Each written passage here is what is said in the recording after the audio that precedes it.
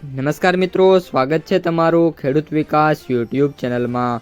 મિત્રો, આજના ગુજરાતના તમામ માર્કેટયાર્ડના જીરુના બજાર ભાવ અને આજે ભાવમાં વધારો થયો કે ઘટાડો તે તમામ માહિતી વિશે આ વિડીયોમાં આપણે જાણીશું। તો વિડીયોને છેલ્લે સુધી જોતા રહેજો અને હજુ સુધી તમે અમારી ખેડૂત વિકાસ યુટ્યુબ ચેનલને સબસ્ક્રાઈબ ના કરી હોય તો સબસ્ક્રાઈબ જરૂરથી કરી નાખજો। સાથે જ બાજુમાં આવેલા બેલ આઇકનને પણ દબાવી દેજો, જેથી કરીને દરરોજના તાજા બજાર ભાવ અને તેના વિશેની માહિતી મળતી રહે। આજના જીરુના બજાર ભાવની વાત કરીએ તો જીરુની બજારમાં વાત કરીએ તો વાયદા બજારમાં કન્ટિન્યુઅસલી ઘટાડાના પગલે જીરુની બજારમાં કોઈ મોટી ખાસ અથવા તો તેજી છે જોવા નથી મળી રહી અને આગામી દિવસોમાં જીરુની બજાર છે સ્ટેબલથી લઈને નાના મોટા ઘટાડા તરફ જોવા મળી શકે છે।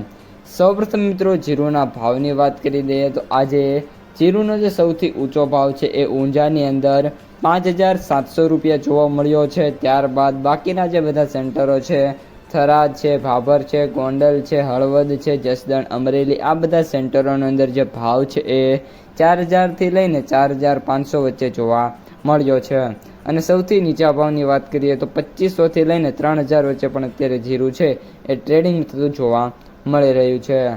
ત્યારબાદ મિત્રો વાત કરીએ જીરું વાયદા બજારની, તો જીરું વાયદો છે એમાં આજે પણ 185 રૂપિયાનો ઘટાડો છે જોવા મળ્યો છે અને આગામી દિવસોમાં જો વાયદો 20,000ની સપાટીને નીચે વયો જશે તો ફરી એકવાર 19,500 અને 19,000 સુધીના જે લેવલ છે એ જોવા મળી શકે છે, પરંતુ 21,550થી અમુક સ્ટેબલ થોડોક ઊંચો આવશે તો મે બી સારી એવી તેજી છે ફરી એકવાર વાયદામાં જોવા મળી શકે છે।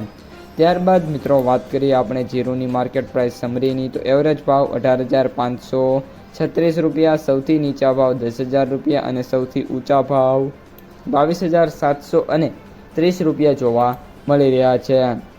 ત્યારબાદ જીરુનો કોમોડિટી સ્નેપશોટ જોઈએ તો અત્યારે જે ફ્યુચર્સ ચાર્ટ છે એમાં 22,150 રૂપિયા ઉપર જોવા મળી રહ્યો છે। સ્પોટ ચાર્ટમાં મિત્રો ભારે ઘટાડો જોવા મળ્યો છે અને 21,509 રૂપિયાની જે સપાટી છે તેના ઉપર અત્યારે ટ્રેડિંગ જોવા મળ્યું છે। તો મિત્રો, આ હતા આજના તાજા જીરુના બજાર ભાવ। જો તમને વિડીયો ગમે તો લાઈક કરો, તમારા મિત્રો અને સગા સંબંધીઓ છે એમને સુધી પણ વિડીયોને ખાસ શેર કરો અને જે પણ મિત્રો આપણી ખેડૂત વિકાસ યુટ્યુબ ચેનલમાં નવા છે એ ચેનલને સબસ્ક્રાઈબ કરી નાખજો।